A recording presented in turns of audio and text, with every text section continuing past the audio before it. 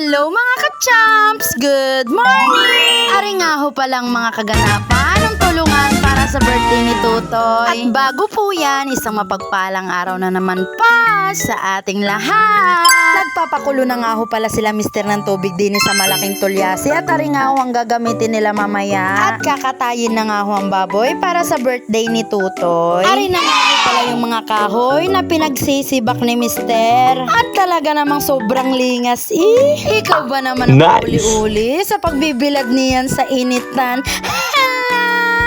At rin na nga ho yung part na nag-iiyak na nga ho si Tutoy at kinatay na nga ho ang alaga namin babo.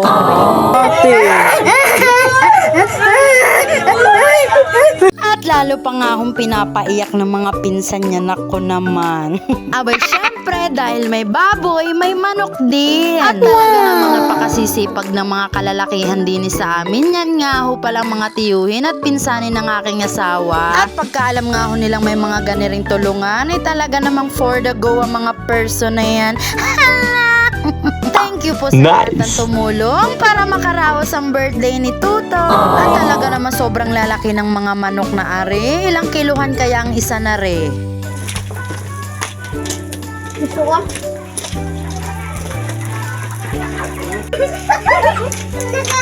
At kita nyo naman yung manok na yan na talaga namang sobrang laki. Ari nga ho pala ay pinsan ng aking asawa at siya nga ho ang tagakuha diyan ng manok. At yung mga yan ay mga pinsan nga din ho ng aking asawa. Alam nyo naman pagka probinsya ang dami talagang audience.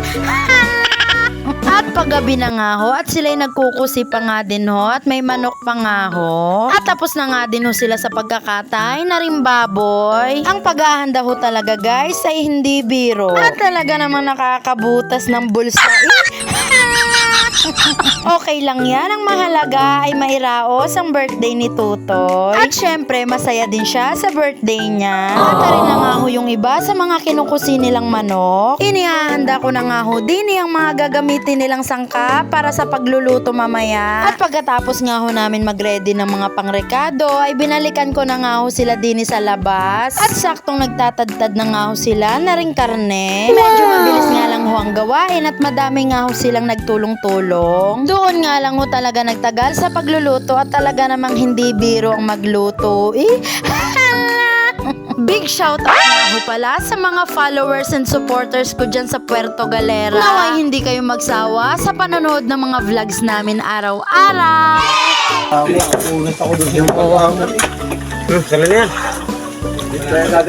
Tigisin mo na to. Tigisin mo na. Ay, linisin mo yan ng ano. Linisin mo ng maganda.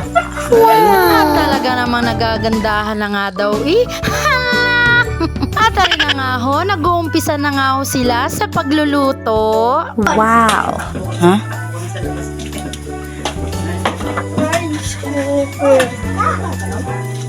Diyan sa malagay yung pang-palakas. Ay siya, kumaway mo na kayo din Kami hindi na kami tumakbo.